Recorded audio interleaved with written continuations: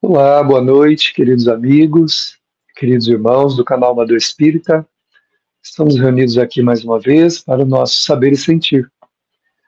Vamos então, nesse momento, buscar aquele recolhimento que a gente precisa, para darmos toda uma sintonizada com as forças superiores, com os nossos amigos do alto, que nos inspiram, que nos orientam, que nos abraçam.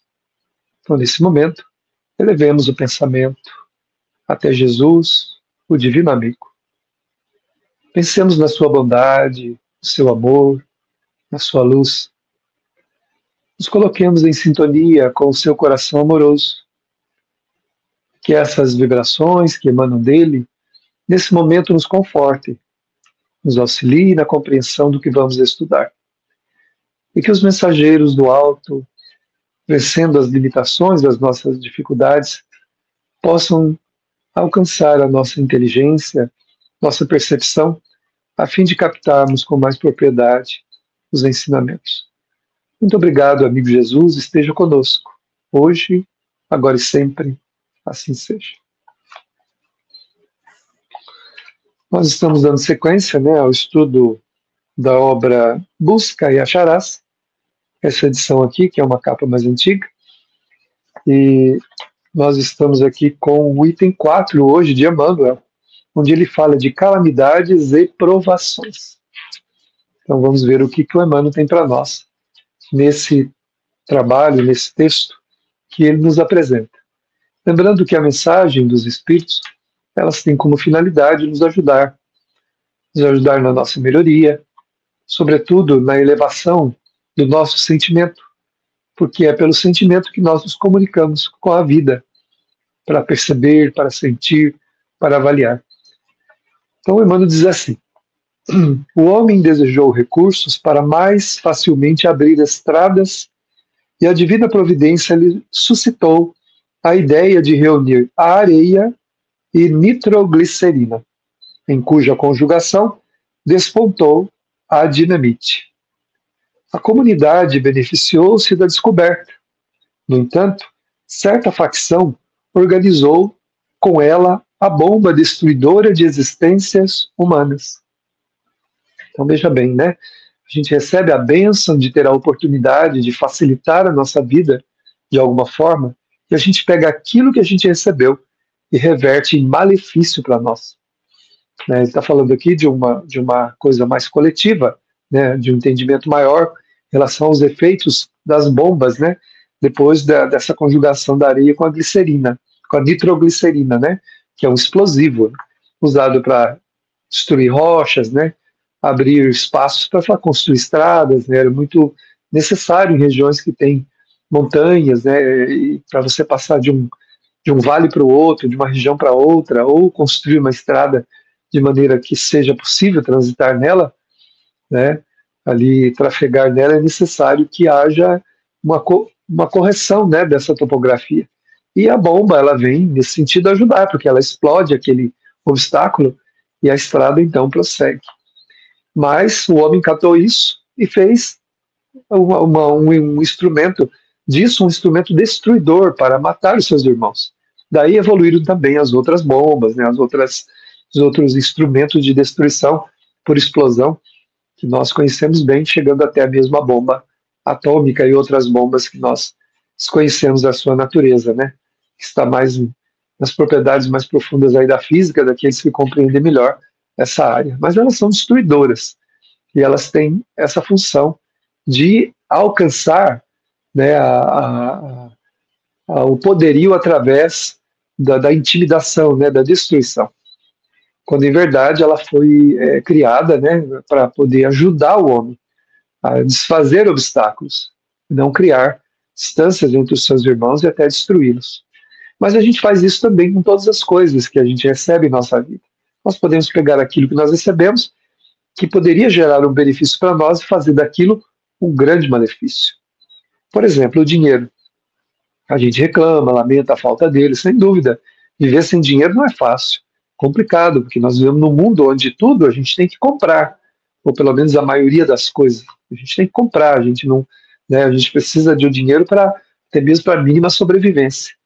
Mas muitas pessoas, né, ou muitos de nós, quando recebem ele em grande quantidade, ou até numa quantidade que começa a sobrar, uma quantidade mais assim razoável, o que, que a gente faz? A gente começa a usar aquilo de maneira maléfica, né? Às vezes usando aquilo para vícios, né? Vícios físicos, vícios morais, comprando coisas, comprando pessoas, corrompendo, né? Então, ou seja, o que deveria ser para nós um instrumento de benefício se torna um grande malefício. O homem pediu veículos que lhe fizesse vencer o espaço, ganhando o tempo e o amparo divino, ofereceu-lhe os pensamentos necessários à construção das modernas máquinas de condução e transporte. Essas bênçãos carrearam progresso e renovação para todos os setores das aquisições planetárias. Entretanto, apareceram aqueles que desrespeitam as leis do trânsito, criando processos dolorosos do sofrimento e agravando débitos e resgate nos princípios de causa e efeito, né? Então, a gente pediu, né, o homem pediu a Deus, né, que pudesse ajudá-lo a vencer espaços, como é que nós vamos fazer para chegar a determinado lugar com mais rapidez, levando recursos, levando isso, aquilo. Então, o homem foi inspirado, né, ele foi, missionários nessa área chegaram, desenvolveram veículos, até mesmo o avião, né, e os carros, os veículos de transporte. Mas o que, que o homem faz? No desrespeito às próprias leis de trânsito nos carros, nos veículos terrestres, ele cria morte para o seu semelhante, conflitos, dificuldades, como ele fala aqui, né? Processos dolorosos e sofrimentos, agravando os próprios resgates, porque a pessoa acaba criando problema para ela, espiritual, para resolver, que não é fácil, né? O avião, né, que deveria somente transportar cargas, né, e também pessoas, acabou sendo um instrumento de guerra, né? Acabou sendo que algo que transporta aquelas bombas que nós falamos mais agora há pouco, e levando morte, levando destruição, levando medo, né? Então, quanto mais avança essa tecnologia, que deveria trazer cada vez mais conforto, rapidez nos contatos humanos em toda parte do mundo, mais temerosa fica a humanidade do uso dessas tecnologias, né? Então a gente pede a tecnologia, a gente pede um instrumento, né? Como ele fala aqui, nós pedimos veículos para melhorar o ganho de espaço. E o que é que nós fizemos com isso? Né? Então alguém dirá assim, eu não fiz nada. Nós somos reencarnacionistas, né? Não seremos nós, não fomos nós um dos que, no passado, né, fomentaram todo esse processo aí para chegar a essa coisa da destruição, usando esses instrumentos. Então nós precisamos pensar o que é que a gente tem feito, né, com aquilo que a vida nos dá para facilitar a nossa existência. Às vezes baseado até nos nossos méritos, né, de conseguirmos ganhar algum mérito por alguma coisa que a gente faz, mas o que a gente faz com isso? A gente pega isso e usa de forma irresponsável, né? Há poucos anos atrás, né, aqui na minha cidade, vários jovens e várias pessoas se envolveram, né, em acidentes muito graves, né, usando a liberdade de dirigir, né, que tinham para dirigir perigosamente, né, em alta velocidade, né, os chamados rachas, né, que o pessoal tira, e assim por diante, levando o comprometimento à sua e à vida do próximo. Então a gente precisa pensar sobre isso, porque ainda existe muito disso, né, acontecendo na nossa realidade. Então o que nós fazemos com aquilo que Deus nos dá para facilitar a nossa caminhada? O homem solicitou apoio contra a solidão psicológica, e a eterna bondade, através da ciência, lhe concedeu o telégrafo, o rádio, o televisor, aproximando as coletividades e integrando no mesmo clima de aperfeiçoamento e cultura. Apesar disso, junto desses nobres empreendimentos, surgiram aqueles que se valem de tão altos instrumentos de comunicação e solidariedade para a disseminação da discórdia e da guerra, né? Então, a gente solicitou alguma coisa que colocasse a gente em contato com as pessoas nossas muito queridas que estão distantes, né? Aqueles que estão longe, ou pelo menos para ouvir alguma coisa, nos entretermos, né? A gente conseguir, então, reproduzir algo que nos traga um pouco de conforto, de companhia, né? Aí ele fala aqui do telégrafo, do rádio, da televisão, e também vieram os telefones, os celulares, né? Que hoje torna muito rápida e fácil. Você quer conversar com alguém, você vai lá no WhatsApp, quem tem, né? E chama a pessoa para conversa. Se ela não vê na hora, daqui a pouco ela vê, né? Outros meios de comunicação. E isso tudo deveria servir para nós o quê? De benefícios, né? Agora, o que a gente faz com tudo isso, né? Muitos usaram esses instrumentos para a guerra, né? O telégrafo e outras coisas foram usados, né? No passado para transmissão de coisas de guerra. E hoje também as comunicações mais secretas, né? As comunicações mais ocultas, também os telefones, os celulares, servem para ajudar nesse processo, né, da guerra e do mal nesse sentido, mas também nos males particulares das nossas vidas.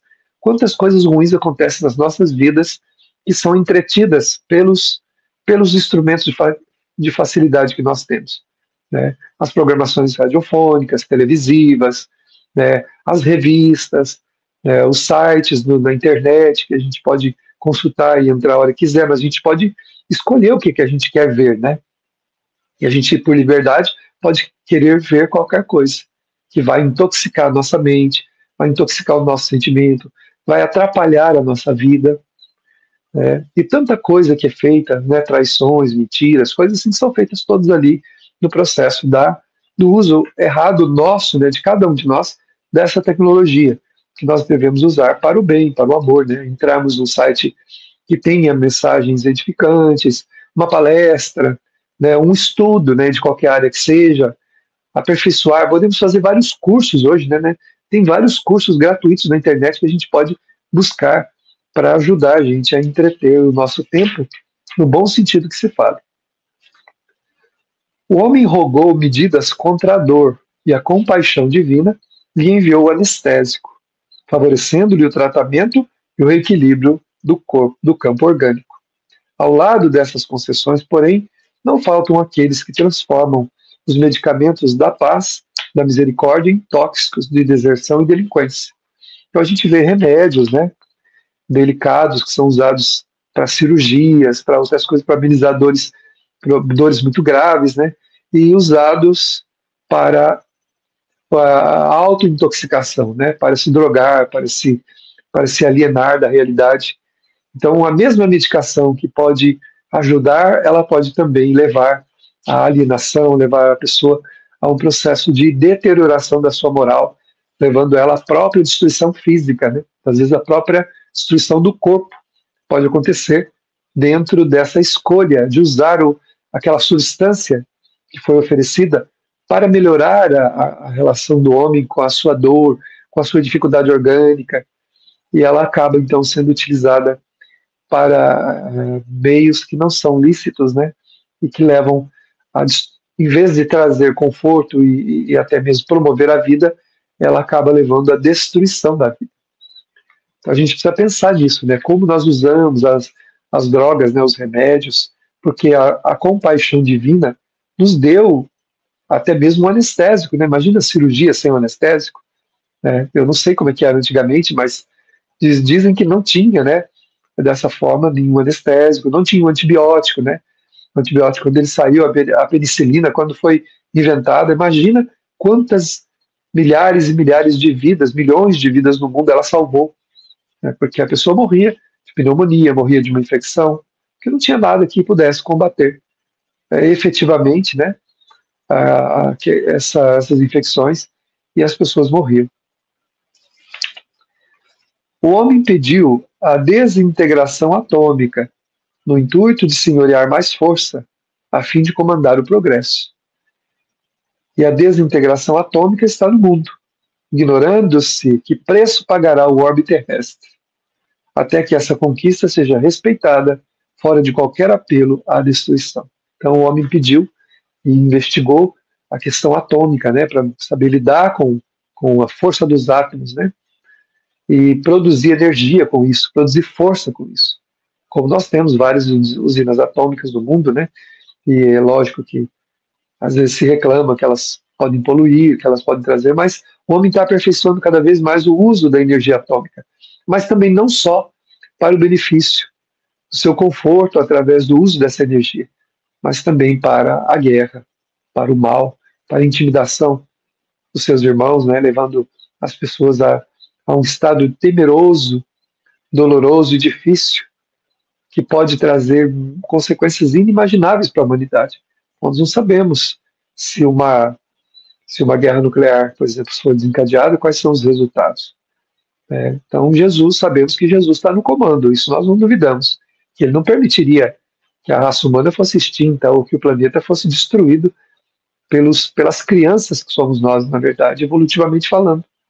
O homem, claro, que ele consegue fazer muito mal, mas esse mal a esse nível, creio eu, que nós não teríamos essa capacidade, porque temos aí a coordenação do nosso Rei Solar, né, do nosso Senhor, do nosso Mestre, né, do nosso Jesus, que é o organizador e aquele que dá toda a manutenção das experiências da vida na Terra.